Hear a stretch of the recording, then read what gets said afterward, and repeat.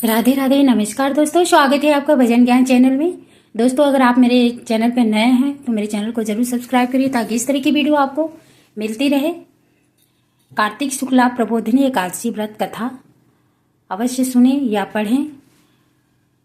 एकादशी व्रत भगवान विष्णु को बहुत ही प्रिय है और जब एकादशी व्रत करें तो एकादशी कथा जरूर सुने। आइए कथा को सुनते हैं। श्री कृष्ण जी बोले, हे युधिष्ठिर, कार्तिक मास की शुक्ल पक्ष की एकादशी का नाम प्रबोधिनी है। इसमें भगवान विष्णु जागते हैं, इस कारण इसका नाम देवोत्थान भी कहा गया है। इसके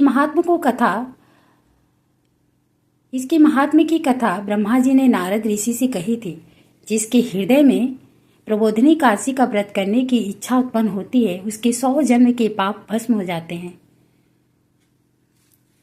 और जो ये व्रत कर लें तो उनकी तो बात ही क्या है। सिर्फ इच्छा उत्पन्न होने से, इच्छा करने से जब सभी पापों का नाश हो जाता है तो व्रत करने से तो और भी पुण्य प्राप्त होगा। जो व्रत की विधि पूर्वक करता है उसके अनंत जन्म के पाप नष्ट हो जाते हैं। एकादशी व्रत करने के कुछ नियम होते हैं, उस नियमों के साथ हमें व्रत करना चाहिए। जो भी नियम होता है वो 10वीं से और द्वादशी तक का यह नियम होता है। भगवान की प्रसन्नता का मुख्य साधन है। प्रबोधिनी एकादशी के व्रत से मनुष्य को आत्मा का बोध होता है। जो इस व्रत से विष्णु की कथा सुनते हैं उन्हें 7 दीपों के दान करने का फल मिलता है।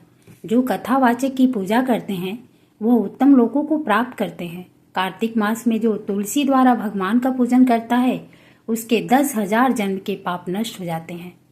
तुलसी भगवान विष्णु को अति प्रिय है और कार्तिक मास में विशेषकर तुलसी की पूजा होती है और भगवान विष्णु की पूजा होती है। कार्तिक महीना और एकादशी व्रत भगवान विष्णु को बहुत ही प्रिय है, इसलिए सभी को यह एकादशी व्रत जरूर करनी चाहिए और भगवान विष्णु की तुलसी द्वारा पूजन करना चाहिए। जो पुरुष कार्तिक के वृंदा का दर्शन करते हैं वह 1000 युग एक वैकुंठ में निवास करते हैं। वृंदा तुलसी का ही नाम है। तुलसी का सिंचन, पूजन करना, दर्शन करना और दीपदान करने से 1000 युग वैकुंठ में निवास करने का फल प्राप्त होता है। जो तुलसी के पेड़ लगाते हैं उनके वंश में निसंतान नहीं होता, वंश की वृद्धि होती है। जो तुलसी के जड़ में जल चढ़ाते हैं उनकी वंश सदैव फूली फली रहती है। यमराज के दूत वहां स्वप्न में भी नहीं आते। जो पुरुष तुलसी वृक्ष के पास श्रद्धा से दीप लगाते हैं उनके हृदय में दिव्य चक्षु का प्रकाश होता है।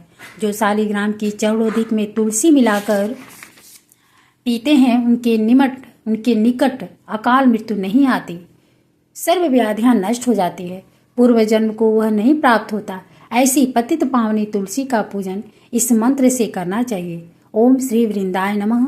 जो चतुर्मास या एकादशी में मौन धारण करे उसे स्वर्ण सहित तिल का दान करना चाहिए।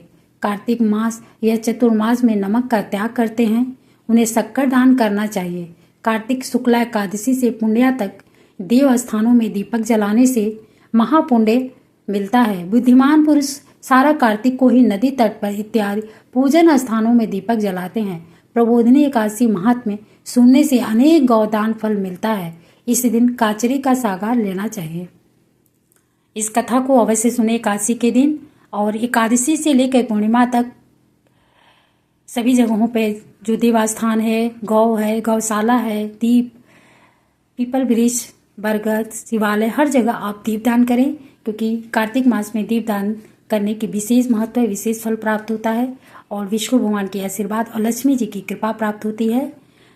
राधे राधे। धन्यवाद।